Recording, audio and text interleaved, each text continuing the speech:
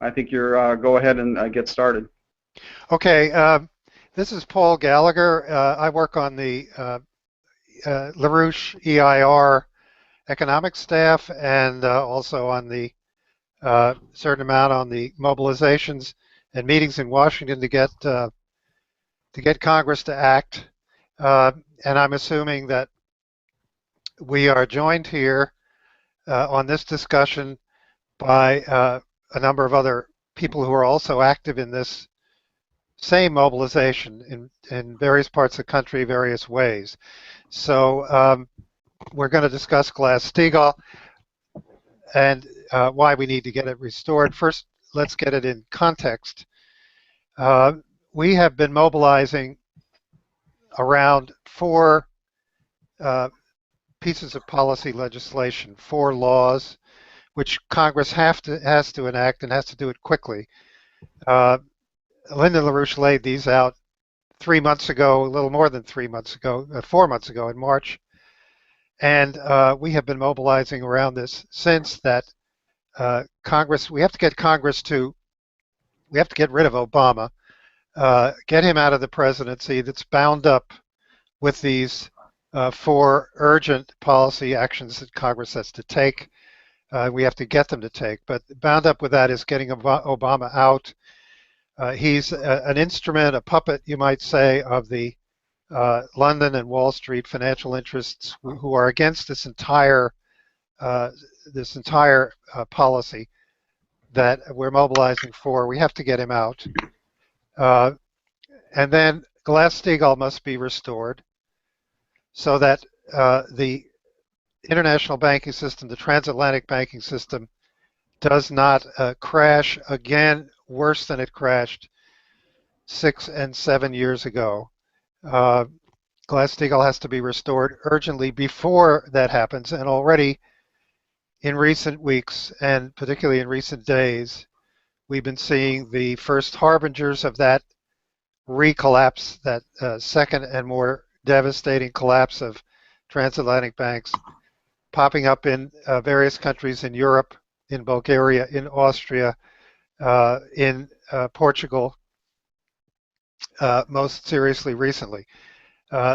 We have to get the Congress to create a national credit system, one in which a national credit bank facility cooperates with private banks around the country which are under the direct regulation by the Treasury, so as to create and disseminate large amounts of credit into industry, manufacturing, households for an economic recovery.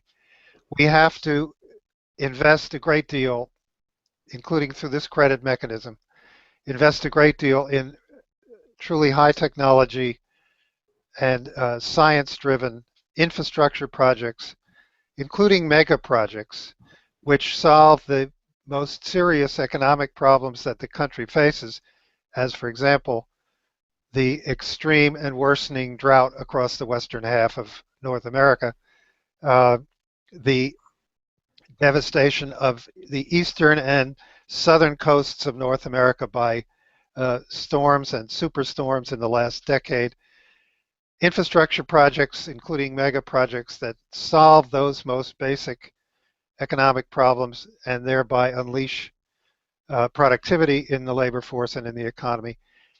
And we have to drive this scientifically and technologically by a policy of urgent crash development of fusion energy, thermonuclear fusion energy, fusion and fission technologies in order to really provide the greatest increase in productivity and drive for the recovery of our economy. We have to do these things, these four things for our economy, but obviously the United States is also a very important nation in the world, and that is a part now of the context in which we're fighting for this, including the restoration of Glass-Steagall.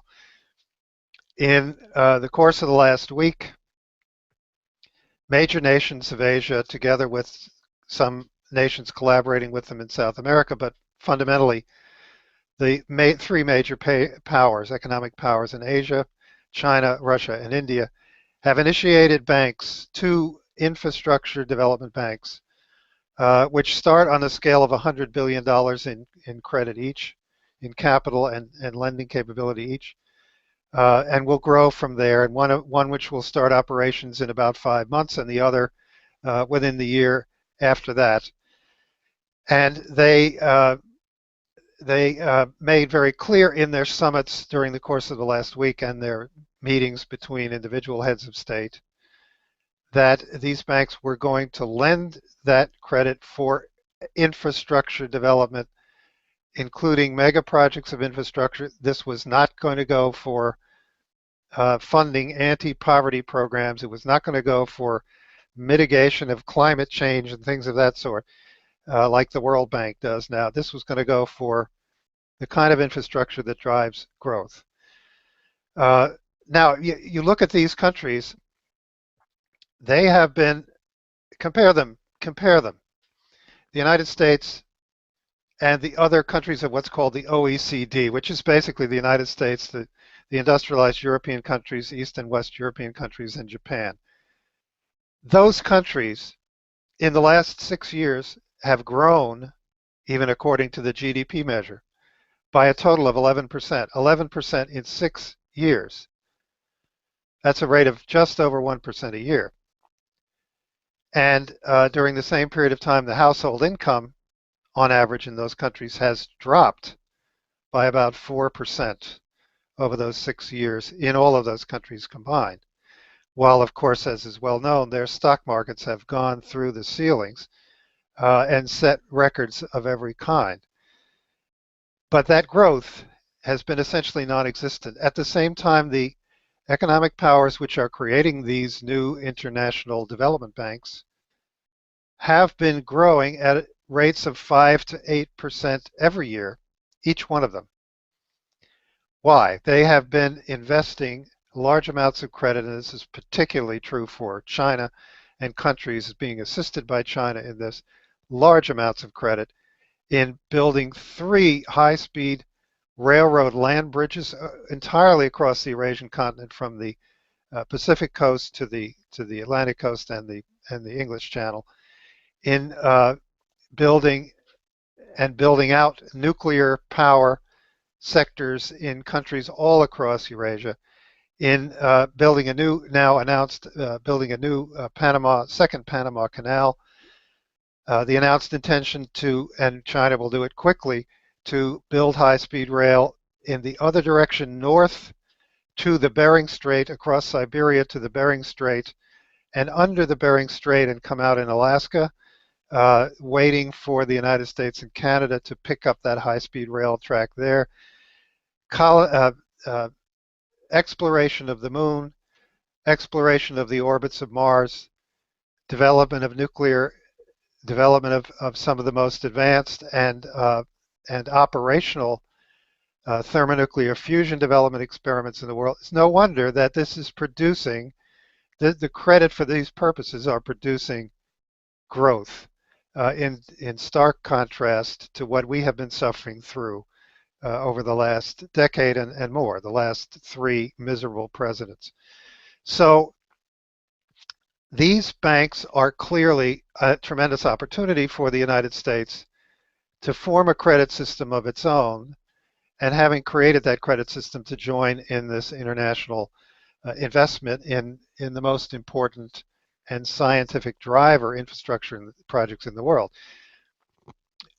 Why Glass-Steagall is absolutely necessary to start this process, when you consider these banks have been each started with the Asian Infrastructure Investment Bank is one of them, the new development bank formed by the Brazil, Russia, India, China, South Africa combination, the BRICS, as it's called, starting with $100 billion in capital each. This, compared to the need for infrastructure investment in the world, including the very pressing need, is tiny. This is a tiny amount.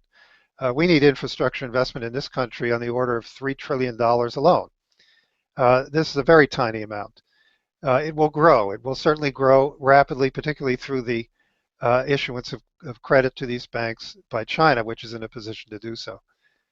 But it is desperately needed that the United States contribute credit, which it creates through a national credit system, into these international development banks. And in addition, we need to receive that, we need to invest that credit. We need those investments in infrastructure as urgently as any other country in the world that could come from those banks.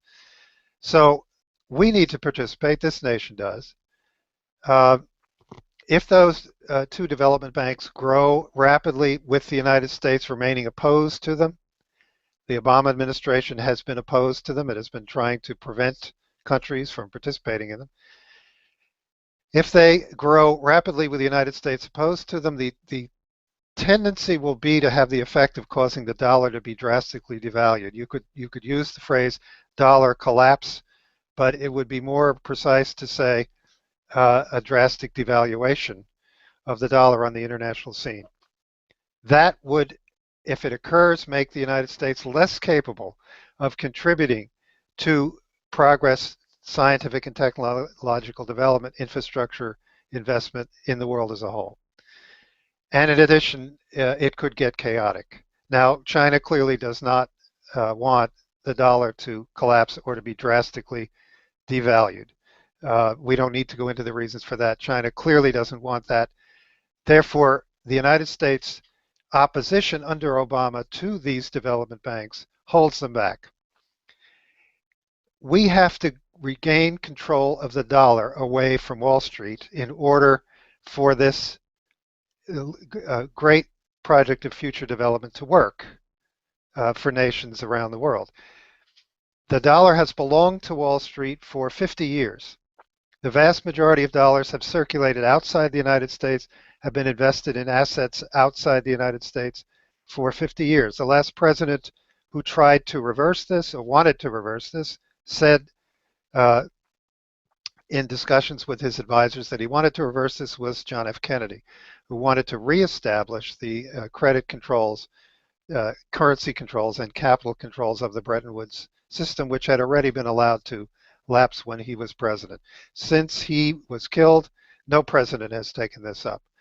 The dollar has become and is today London and Wall Street's dollar, not the United States dollar. And unless we regain control of it, and this is where Glass-Steagall is absolutely urgent, unless we regain control of it, we will not join and share in the tremendous future benefits of these development banks and the credit that they generate, and also we will hold them back. We will constrain what they can do for the rest of the world. So, and we will, of course, be happy to continue to bump along with zero growth, even in our GDP, or negative growth as we had in the last quarter.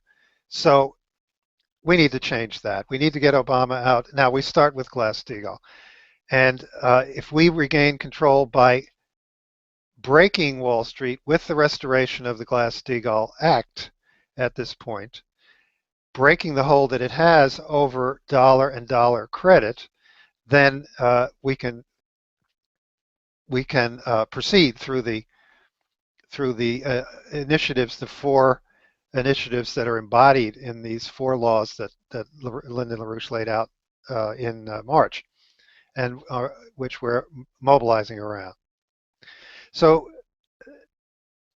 that's the urgency of Glass-Steagall. Most people talk about the urgency of it as preventing another crash. That's obviously, if we don't reorganize the banks under Glass-Steagall reorganization before this oncoming crash hits, it will be very, very difficult to do it afterwards.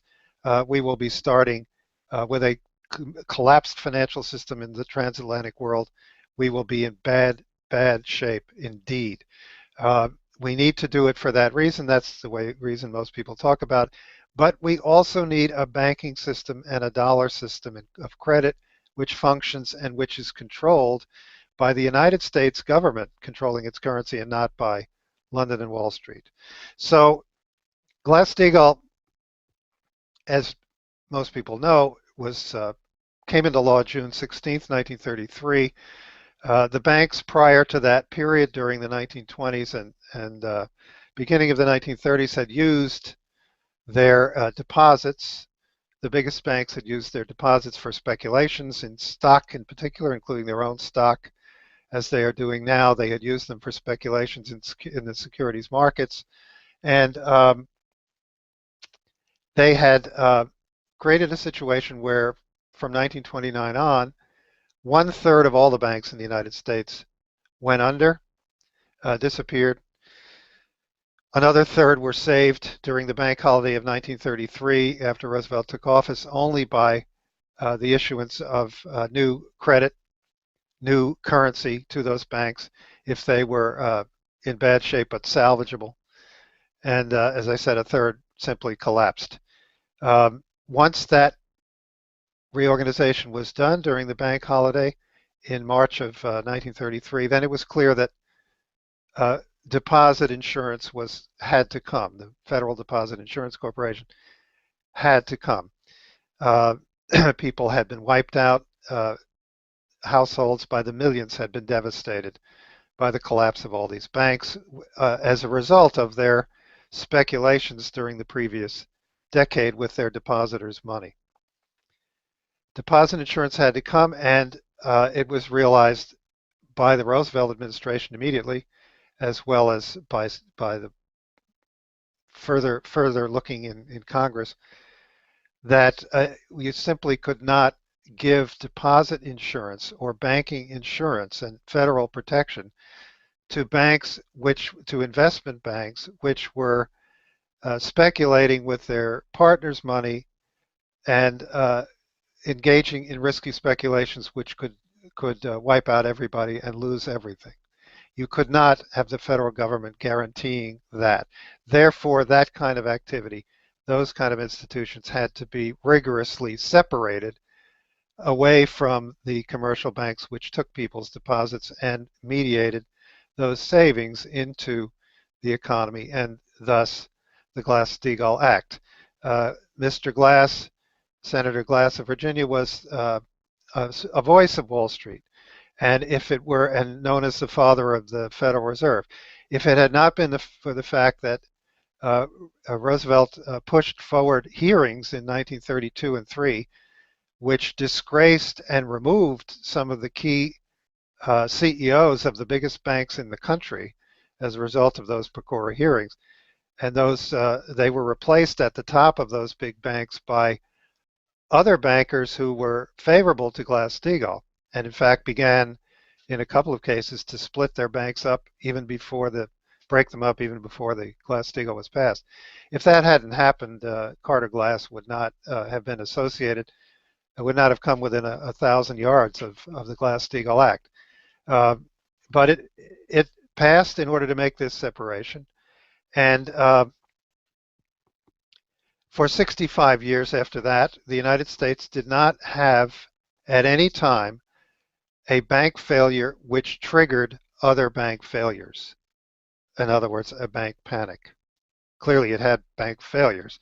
It did not have a bank failure which triggered any other bank failures for 65 years after that bill was passed. That was its purpose. And its purpose further, beyond this separation, commercial banking, taking deposits, investment banking and what's called broker dealing, speculating in securities and issuing securities, and insurance underwriting. Those three things were separated completely by Glass-Steagall. Secondly, it made a rule that no bank, which was a commercial bank, insured, taking deposits, regulated and protected under the Federal Reserve System, no such bank could invest more than 2% of its capital and surplus into securities. To take an example, JP Morgan Chase today, we're taking an example from the present day, but it makes it clear. JP Morgan Chase today is supposedly a $2.5 trillion bank. That's its assets. It brags that its capital is $400 billion. Its surplus, or that is the profit it makes in a year, has run as high as $40 billion. So let's say it's $40 billion. Then its capital of $400 billion plus its surplus in a very good year $440 billion. Under Glass-Steagall, no more than 2% of that could that bank invest in securities. 2% of that amount is about $9 billion. By 1994, through a series of unilateral changes in the Glass-Steagall law, which it did not have the authority to make, Alan Greenspan's Federal Reserve had raised that percentage to 25%. So for JP Morgan Chase, 2% was 9 billion, 25% was 410 billion. That's quite a difference in terms of the ability of that bank to throw its depositors' money into securities speculation. That's the difference that was made before Glass-Steagall was formally wiped off the books in 1999. But just before that happened, because of what Greenspan had done, there was a failure which almost brought down the entire transatlantic banking system. It's not perhaps that well remembered now, but the long-term capital management company, which was a very big hedge fund for that time, had received loans. It had a capital of about $1.5 billion. It had received loans from banks, which they would not have been allowed to make under Glass-Steagall when enforced, because the 2% rule applied not only to direct securities that bank might buy, but also the bank had to stay under that level of what it might lend to a firm that was going to issue securities, like a hedge fund. But 55 different banks had loaned $140 billion to this hedge fund, which had as its own capital $1.5 billion. So it was loaned up 100 to 1 by commercial banks, and it had derivatives outstanding of over $1 trillion when it failed. And that failure in January and February 1999 had the transatlantic banking system at the point of the kind of collapse that occurred in 2008. It was saved by a bailout, which was kept very private at the time, and which the banks themselves were made to do the bailout by Alan Greenspan. But he himself acknowledged later that the banking system was at the point of destruction when the long-term capital management went under. That was the canary in the coal mine, the warning right away that the breakdown of Glass-Steagall that Greenspan had done had already created a situation in which speculation in securities with huge amounts of money from commercial banks, depositors' money, could create a crash. Now, then look at the growth of derivatives when Glass-Steagall was taken down by Greenspan and in the middle 90s, and then actually repealed by the beginning of 99. In 1994, the total derivatives exposure worldwide was 17 trillion. Now, that's quite a bit. It's the U.S. federal debt right now, public and private, but that's what it was in 1994. By 1997, after Greenspan had broken Glass-Steagall open by this 25% rule, the exposure of derivatives internationally was 77 trillion, not 17 trillion anymore, but 77 trillion. Then there was the failure of that hedge fund as a warning. But by 2002, after Glass-Steagall had been wiped away entirely, the derivatives exposure internationally was 280 trillion compared to 17 trillion 8 years earlier. By this time, keep in mind, there was no 2% rule anymore. There was no 25% rule anymore. A bank like JP Morgan, with its 2.5 trillion in total assets, in this period has 40 to 60% of them invested in securities. So you do the math. You're talking about 3.5 to 4 times the total capital of that bank is invested in securities. And the derivatives bubble was growing as the commercial banks poured depositors' money into it. By 2006, the derivatives exposure, and in every case here I'm taking the figures of the Bank for International Settlements, just so you see the trend, not to claim the accuracy of these figures, but just so you see the trend. By 2006, the exposure was 600 trillion. We were now just about a little over a decade out from when it was 17 trillion. It was 600 trillion in 2006. It is, as of the second quarter of this year, the quarter that just ended, 715 trillion and growing at a rate now. There was quite a dip after the crash in 2008, but it's growing at a 15 to 20% per year clip at this point from what the Bank of International Settlement says is $715 trillion. What are these things? These are, in every case, it starts with an investment bank or a similar institution issuing a security. It can be a very complicated security, but it's a security. And once it is issued, everybody bets on it. And those bets are the derivatives. But it always starts with the issuance of a security. The banks from the middle 1990s were claiming, and still to this day claim, that derivatives are not securities. They do this in order to throw regulation away, to leave derivatives completely unregulated, as they have been since the Gramm-Leach-Bliley Act, which destroyed Glass-Steagall. They say they're not really securities, they're not really futures, and other nonsense. They are securities. Every derivative, virtually every one of the $700 trillion to $1 quadrillion is more likely figure of derivatives is bets which are placed on a security which has been issued for the purpose of those bets being made. And you'll say, of course, right away that, well, there are not $700 trillion worth of securities outstanding in the world. That's true. That tells you that every security has a lot of bets being made on it. And for example, before the credit default swaps securities bubble collapsed and contributed greatly to bringing down the financial system 6 years ago, it had reached a total size of $65 trillion worth, quote unquote, nominal worth of derivatives, and they were based on 5 trillion worth of securities. So it was 13 to 1 in that case. There were 13 times the bets placed on every single one of those securities that were supposedly being insured by these credit default swaps. So that's the game. And the amount of that 700 trillion, 1 quadrillion, that's not the amount of the securities being bet on. Sorry, that's not the amount of the money that has been bet. That's the amount of the securities that has been bet on. And that includes many securities having been bet on over and over and over and over. And many derivatives which are bets on other derivatives, as in the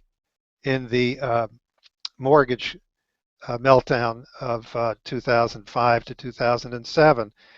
There were lots of so-called, there was the securities, the mortgage-backed securities, the complicated securities which have been issued, and then there were the derivatives based on them, which were called collateralized loan obligations, collateralized debt obligations, credit default swaps. Then there were derivatives which were bets on credit default swaps. So no one can say this is not a securities business. When the banks go into this, they are investing in securities. Glass-Steagall prevents them from doing it and prevents the building up of this, stops and brings down the immense volume of sheer bets which have no connection whatsoever to economic activity, absolutely none, not even the most tenuous to economic activity.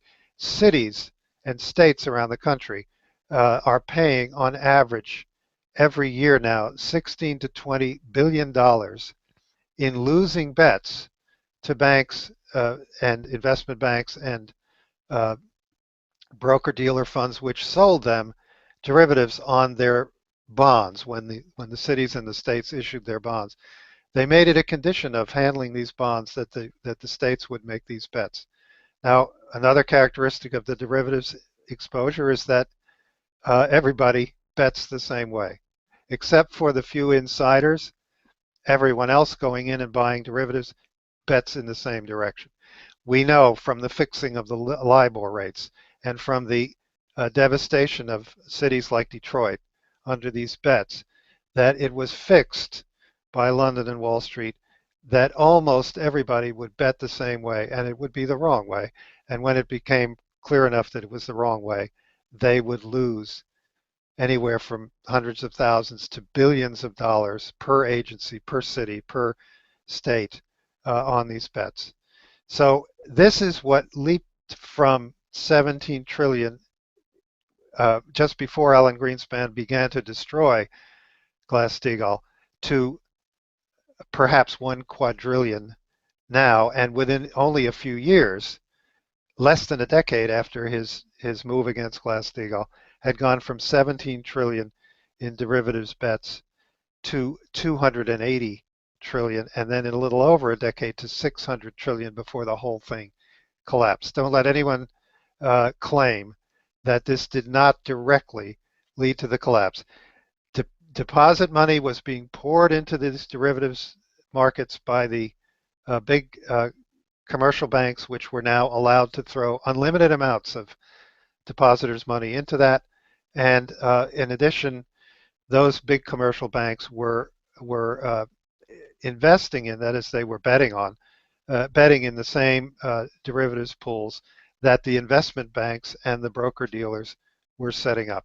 So therefore, when any one of these investment banks or broker dealers, it happened to be Bear Stearns and then Lehman Brothers, when any one of them went, it would trigger a true bank panic all around the transatlantic world.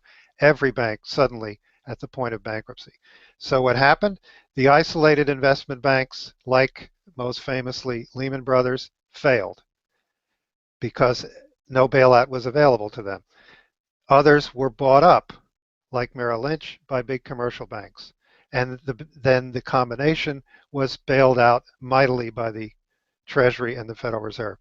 Others, which were standalone investment banks, Goldman Sachs and Morgan Stanley, were overnight by magical declarations of the Federal Reserve were turned into commercial banks, even though they had no deposits whatsoever. They were declared to be commercial bank holding companies. And so they could then be bailed out. And Bernanke admitted quite clearly to the commission that Congress formed to investigate this. He admitted very clearly that those two banks, Goldman Sachs and Morgan Stanley, would have failed if they were not brought into the TARP bailout by this magical conversion to being commercial bank holding companies. And the commercial banks themselves, the big commercial banks, were bailed out with $700 billion and then $3.5 trillion in money printing since then by the Federal Reserve. And that includes, of course, all the big banks in Europe, which have gotten a little more than half of all of that largesse from the Federal Reserve. And the Fed was already bailing them out in 2007 before the real bank panic began. Now, just the other day, in congressional testimony in the House on Wednesday, the new chairman of the Fed, Janet Yellen, shocked everybody in the Financial Services Committee of the House by saying that she saw circumstances where the Federal Reserve would just make liquidity loans and capital infusions directly into broker-dealers, firms which had no connection whatsoever to commercial banks. That's something that even in the last decade has not been done. These banks, as everybody knows, are much, much too big to fail. In 1988, when Glass-Steagall was still fully enforced, the 6 biggest banks had 19% of the deposits in the U.S. banking system. By the time of the 2008 crash, they had 50%. I shouldn't have said deposits, I meant assets, of all of the assets. By the 2008 crash, they had 50% of all of the assets. By now, they have more than 60% of all of the assets in the banking system, those top 6. And they are lending still, compared to what they had lent out 7 years ago, they are still lending out less than they were 7 years ago. The total lending of all banks in the United States has just now, in this month, finally returned to the level that it was 8 years ago. Um, but that's because of increased lending by smaller banks. These big banks are lending even less than they were then. And as I said, pouring anywhere from 35, depending on which of the six, anywhere from 35 to as much as 60% of their deposit base into securities. So here's a chart. I don't know how well people can see this, but I'll just stick it up here in case you can. It's provided by the Federal Reserve. By the Federal Deposit Insurance Company, excuse me. And it shows essentially that in 1984, taking 1984, 30 years ago, as the starting point, at that time, the largest category of banks was defined as those which had more than 10 billion in assets. Of course, that would be tiny nowadays. But at that time, the largest category of banks was those with 10 billion in assets or more.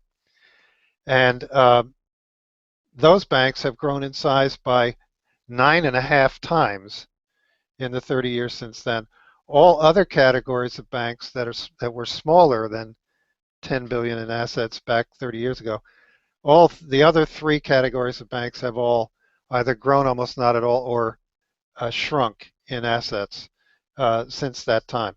So essentially, these banks have come, the largest banks have come to completely take over and have effectively all of the assets. And the number of banks, which at that point in 1984, the total number of banks which could radiate credit out through the system, through the economy, was 10,000. As recently as 2007, it was 8,400. Now it's 6,900. These banks are constantly disappearing, much more rapidly than they were failing a few years ago. They are disappearing now into the maw of the biggest banks. So when Glass-Steagall is restored, the behavior of the banks will clearly change. They will have a certain period of time in order to get rid of. In the case of JP Morgan Chase, for example, it has 3,154 different subsidiaries. One bank holding company, 3,150 subsidiaries, in only one of which is a huge commercial bank. It will have to get rid of all the others. They will fail. The great majority of them will fail. They have been created, the overwhelming majority of them have been created in the last 20 years at most.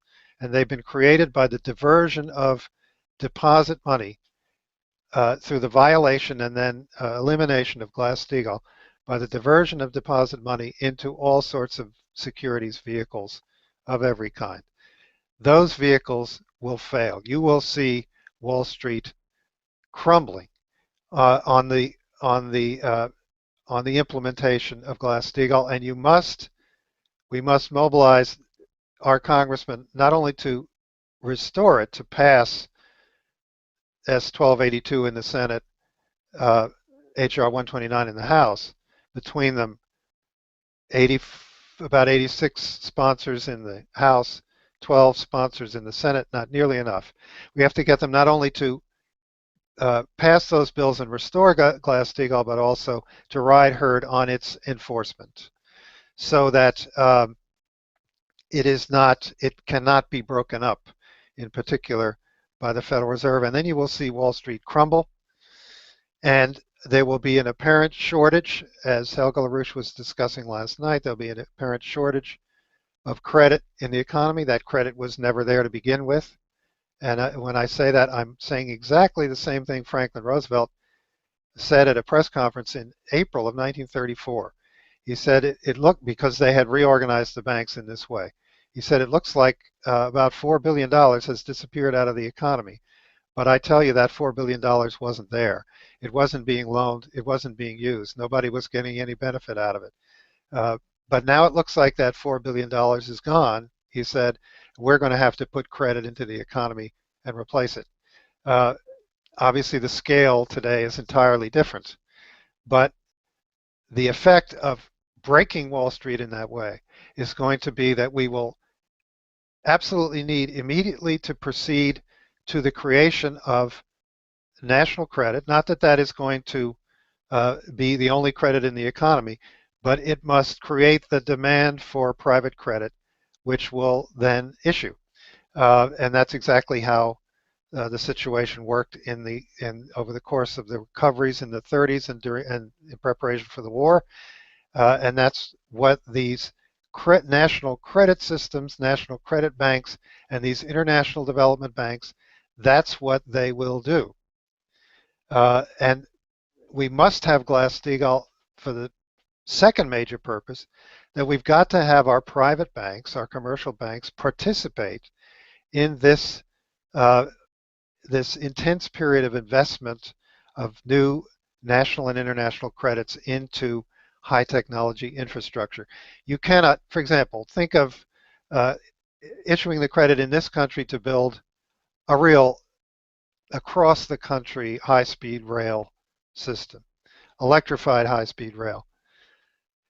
That will require the participation of many, many private banks making loans to literally thousands of contractors working on these great works. Otherwise, are we going to have every company that is going to make surge protectors for the overhead electrical cables for certain sections of the high-speed rail lines? Every company with a job even as small as that is going to borrow the money to do so from the federal government? Obviously, we cannot have projects pursued and done efficiently, high technology projects rapidly in that way. The private banks have to be fully participating. That's what commercial banks do. That's what they have done historically since Alexander Hamilton's and his partners' first formations of commercial banks in the United States in the early 1780s. That's what they do. They will be restored to that function by being reorganized under Glass-Steagall. So that's essentially why Glass-Steagall is the first punch, so to speak. It's a punch in the gut to Wall Street and the City of London to take the dollar away from them, to take the credit system away from them. It will cause a breaking of their power. And then we are able to use the dollar and our national credit system to collaborate, both to build what urgently must be built in infrastructure and technological progress in this country and create millions of skilled jobs in the process, but also to collaborate in the tremendous chances that we're being given now, that we are being, over the past week, invited into these international development banks that are being formed, and that we have the opportunity for our economy and the European economies, again, to really grow. So let me leave it at that. And I think because of the way we're doing this, I don't really know if there are questions, but perhaps Gene can tell me. Okay, so what I'd like to do is just remind people that if they do have a question, they can email to LaRouches4laws@gmail.com. That's LaRouches, the number 4 laws@gmail.com. And I do have a couple questions that have come in already. And then the people that are on the call-in line, it'll be difficult to communicate with them, but at some point I might let them get in a queue and see. I'll start the queue and see if anybody has questions there, and then if I do, if they don't have the ability to email, maybe I can cut in and take a question or two from the people on the telephone conference line and then relay that to Paul. Okay. So what we'll do first is I've got a couple questions that have come in already, and while other people might send in some questions from what you've already said to LaRouches4laws@gmail.com. So I'm going to turn on the queue for people that are on the conference line in case somebody wants to get in line there. So the first question, Paul, is well, I'll ask both questions. One is more conceptual, and one is you might say technical. And the first one is we used to have a Bretton Woods system that was a fixed exchange rate system, and how does what you've described how does that relate to what we used to have with Bretton Woods? Is it better than? Is it different than? Is it the same? How does what you're discussing relate to what we used to have under Bretton Woods and the fixed exchange rate system? And then the second question that's come in is this idea of bonds. You hear people talking about it. What is this use of bonds? Is that private credit, or is that government, or it can be both, either private or government? And you know, just explain bonds so that people who hear that term have an idea of what some banker or financial person might be talking about. Okay, maybe I'll obviously take the conceptual question first because such questions are easier. But Glass-Steagall, remember, was part of the Bretton Woods system. We had a fully enforced Glass-Steagall Act in force well past the end of the Bretton Woods system, and it was created on that system was created on the impetus of primarily of people in Franklin Roosevelt's administration, and so Glass-Steagall was absolutely a part and parcel of it. The purpose was that the private banks, the commercial banks of countries who were members of the Bretton Woods system were to be issuing lending, putting bank credit by lending primarily, and also by buying corporate bonds. So we're beginning to peak towards the next question too. But they were putting that credit into their domestic economy. And if the credit was going into other economies, it was going through treaty arrangements like, for example, the Marshall Plan, which was a very, very effective, although it was not very big and it didn't last for very long, it was a very, very effective rebuilding tool. The crucial reason that it was effective is that we were not in the Marshall Plan pouring dollars into broken European economies shattered by the war, where the dollars would become speculative instruments and would all wind up in Swiss bank accounts and be used to pay the war debts of the London and so forth. Rather, we were issuing credits which were used for the most part to buy technology exports from the United States. So we were issuing credits without dollars leaving the United States, and the lending that was going on in the Marshall Plan was overwhelmingly lending of private banks in the United States to companies in the United States which were helping participate in the rebuilding of particularly the German and Italian economies. So, and then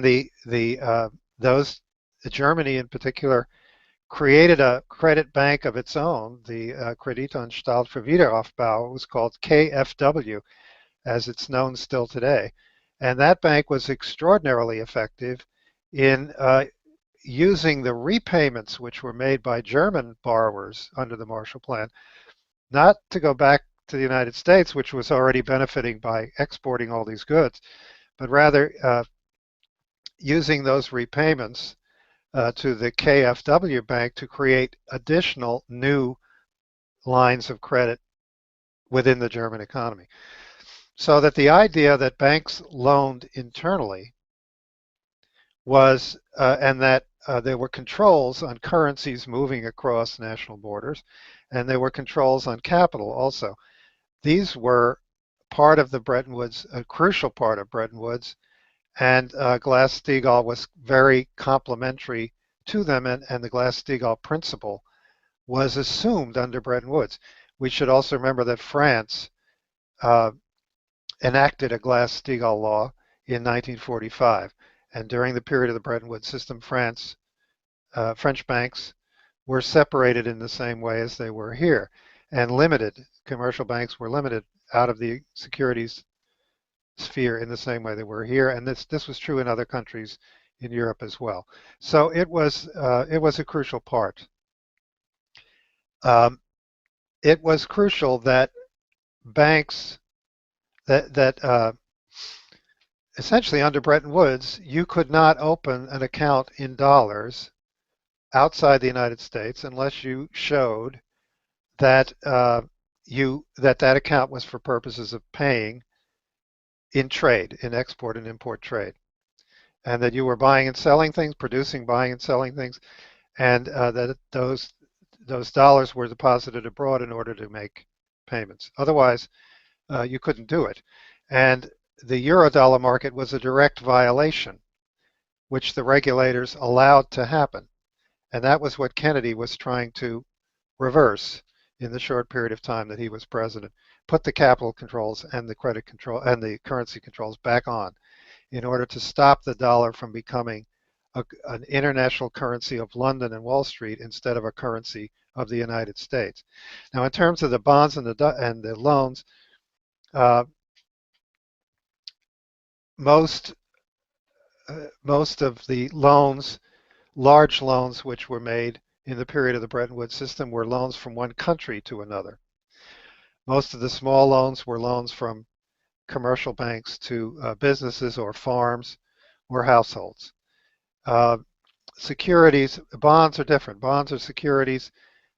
You can buy a business's bond. You've loaned the money for sure, but you can then take that bond and sell it to somebody else. The existence of a secondary market, which should not exist for loans, the existence of a secondary market for bonds identifies them as securities. Now, what these new banks are doing, the International Development, the AIIB, and the New Development Bank, which are just being formed now, is those countries are putting capital into those banks. That is, they are, you might say, investing stock in those banks. And that will give those banks the capital to make a couple of $100 billion worth of loans for infrastructure projects. As I said, it's a tiny amount compared to the need, but they'll get bigger. Those banks might then turn around and offer bonds to bring other large investors into the bank or to bring other countries into the bank. But so far they say they're not intending to do that. They're intending to bring in other countries as stockholders in the same way that the 5 BRICS countries are now stockholders, and China and some other countries are stockholders in the Asian Infrastructure Investment Bank. They intend to bring other countries in as stockholders with specific shares of the bank. That's the way Hamilton's Treasury Secretary Alexander Hamilton's First National Bank was done, and that bank did wonders, created miracles for the very early U.S. national economy without issuing bonds, simply by the investment of debt securities into the bank as stock. So hopefully that's the way these banks will be able to build up very large capital and credit capabilities on the basis of nations coming in as equity investors, stock investors into those banks. I hope that's useful.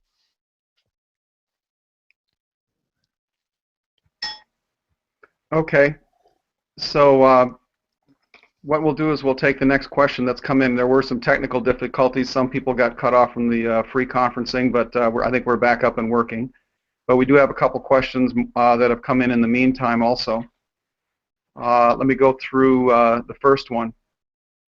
The question comes from Deborah saying, people are so deeply invested in Wall Street through their retirement plans and investments that I can hardly imagine they will rally behind bringing down Wall Street through reinstating Glass-Steagall. What do you see people doing with these investments in preparation for Glass-Steagall or after Glass-Steagall's passed? If people aren't offered any alternatives, I think fear will immobilize people to want to do anything differently. So I'll let you take that one, and then I'll be back with another one after that. Well, this is like any kind of situation where somebody says, well, you can't do away with this criminal enterprise because I'm involved in it. They're helping me out in some way. And, you know, the more criminalized an economy or a nation is, the more people you will find who will say, well, you can't take on this organized crime, this criminal enterprise, because they're helping me out in some way. But people who have their retirement investments in 401ks and so on and so forth, and particularly had them prior to 2007, had them invested in heavily in stocks. You know, there used to be a formula, I'm not remembering exactly what it is, but X percent of bonds, X percent of stocks, X percent of cash, usually meaning U.S. Treasury securities. People who had, you know, and the more the stock boom goes, the more the advisors tell you should be 50% stock, 60% stock. You should be down to just 20% cash and bonds, all the rest in stock. What happened to those people in the crash of 2000, 2008? Their retirement savings were cut by 50 to 75%. That's the reality of it. If they say my retirement's dependent on Wall Street, they're not thinking. They're not thinking about what just happened and what's about to happen again. Obviously, we are providing an alternative. We're providing a situation in which both employment and savings from employment and investment in various kinds of goods producing activity by a person who's relatively passive, who's retired, or who is working and has some savings, that will bring returns. You have a situation now created by the Federal Reserve and the other central banks' policies where you cannot invest in any fixed income investment at all because you simply won't make any money at all. So the only thing you can, because interest rates are zero and all the interest rates based on them are at 1% or less. And so people are being forced back into stocks, into Wall Street. But in fact, despite the fact they're being forced, you can see from the data on stock trading that still a very tiny fraction of investment in the stock market is coming from savers. But they are being forced, and they're going to be forced into another crash. And this is the reality of it. They thought they were dependent for their retirement security on Wall Street 10 years ago. Then they found out 50 to 75% of it is gone. Now some of that, part of that they think has been recovered, and they're dependent on it again, and the same thing is going to happen to them again. What we are talking about is the only alternative to that. Okay, so I'll just remind people that if you have a question, you can send it in to LaRouches4laws@gmail.com. That's LaRouches, the number 4 laws@gmail.com. And so I'll take the next question that's come in. This one from Matt says, is the Glass-Steagall that's brought up now by and sponsored by Elizabeth Warren and John McCain any good? I don't trust McCain. He's such a warmonger. I can't trust him. Plus, the things I've heard about Elizabeth Warren don't get me excited about her. So, are they promoting a watered-down version of something just to suffice the population, or is it actually real? Can you say something on that? Well, the primary thing I can say is that we created the situation in which those bills were introduced. I mean, I told you about Carter Glass. The miracle of Glass-Steagall is that Carter Glass had anything to do with it. Nonetheless, that law, Roosevelt's Glass-Steagall law, prevented bank panics in this country for 65 years and created a deep commercial bank-based capital market, which propelled U.S. growth beyond the growth of most countries in the world for the better part of that period. That all came from a character who Steagall wanted deposit insurance. That was his big thing. He had been pushing it before the crash of '29. And Roosevelt was the real force here, and Carter Glass went along with it. As I said, it's in part because Roosevelt and Pecora, with the impact of the Pecora hearings, wiped out the top leadership of some of the biggest banks, and it was replaced by people with a little more sense who wanted to break their banks up and did so. So there you have the miracle of Carter Glass's name being on Glass-Steagall. I don't think that Elizabeth Warren or John McCain is the father of the Federal Reserve or Wall Street's man or woman in the Senate as Carter Glass was. So we got to look at what the bills are. And if they restore Roosevelt's Glass-Steagall. The bill in the Senate and the bill in the main bill in the House do that. The bill in the Senate adds to that a more detailed definition of things that commercial banks cannot invest in. And they added that because they wanted to make crystal clear that they could not carry derivatives exposure. And derivatives exposure as such was not a subject of the original Glass-Steagall Act. So they added that, makes it a little bit longer and more detailed, but otherwise that is, and so is the House bill, the Glass-Steagall Act.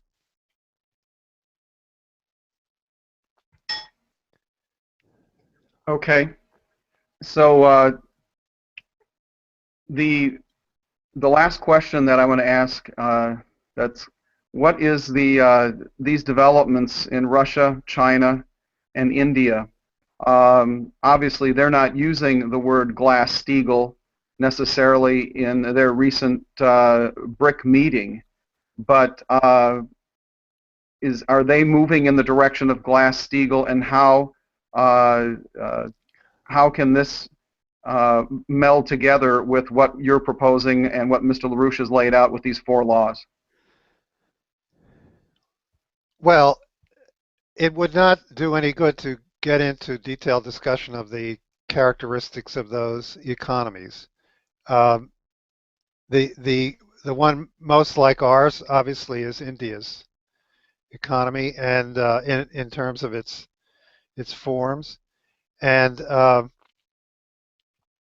yes, there is discussion in India of separating some of the major banking groups from their securities activities. In China, the issue does not really arise because a tremendous amount of credit that China is making available, not only through these 2 new banks, but it is putting out credit all over the world for infrastructure development on simple bilateral treaties, nuclear development, high-speed rail in particular. They're trying to build 50 or provide the credit and the engineering to build 50,000 miles of high-speed rail outside the borders of China.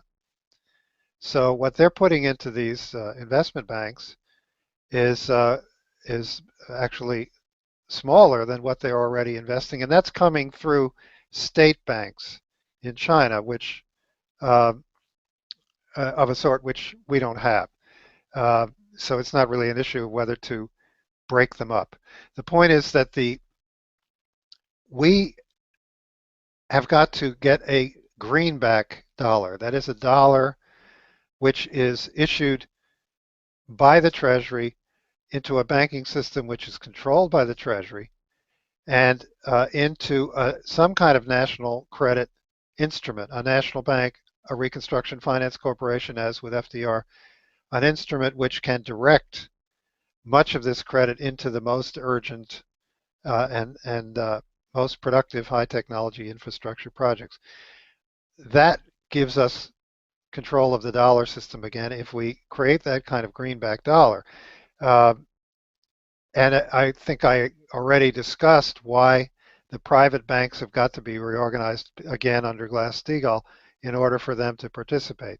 The conditions are somewhat different in China, in Russia in a different way, somewhat more similar in India, but those countries, as well as Brazil and South Africa, all have national development banks. That is, they all have created national credit banks whose purpose of their credit is these kinds of infrastructure and productivity investments. So the invitation is absolutely wide open. It's been made formally by these countries to the United States, and it's absolutely wide open politically for the United States to get into these development banks. And again, as I said at the beginning, if we oppose them, then we create a situation where the danger of their development is that it may grossly devalue the dollar and leave us unable to generate, or much less able to generate the kind of credit that we need. So we need to get into them now, um, and we need to get Glass-Steagall through to open that door.